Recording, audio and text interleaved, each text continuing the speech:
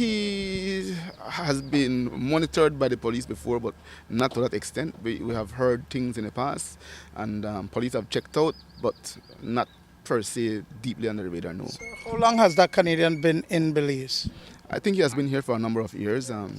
If you go on social media, you'll see that there are several pictures with him and the other accused men together, hanging out and these sort of things. So it shows that they're very close associates. While police say the retired Canadian Master Corporal of the Royal Canadian Military in Petawawa Town, Ontario, was under their radar since arriving in Belize, an interview he had given before leaving his home in the city of Barrie, Ontario, suggests that he had suffered some degree of post-traumatic stress disorder. John Roy Smith served in the Canadian military from September 2001 to September 2011 before being medically released for injuries he suffered while serving in the war in Afghanistan.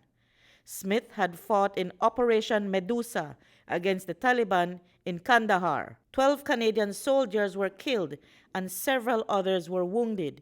In this interview he gave before leaving Canada for Belize, he explained that he was psychiatrically evaluated after he showed no remorse for taking part in combat that claimed lives. Smith explained that because the combat was one-on-one, there were no innocent lives involved. To me, there's a big difference between going and hurting the innocent. In our case, we fought Medusa, so Medusa was very much us and them. There was no civilians in the middle, there was no innocents in the middle. There's no ability to make a mistake and take out the wrong person. Everybody who was shooting this way, we were shooting that way. It was simple, it was black and white. I've been through the release process, I've been through all the brain traumas and all that stuff, and in my opinion, I effectively came out the other side. Studied psychology at one point to kind of figure out why it was my brain was doing what it was doing.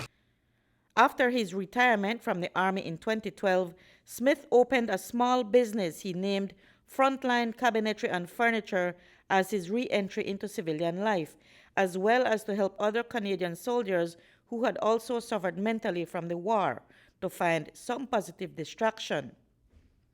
He decided to move to Belize earlier this year with his girlfriend. Now here we are in 2022 and COVID stuff and all that. So I'm just going to change my idea of home.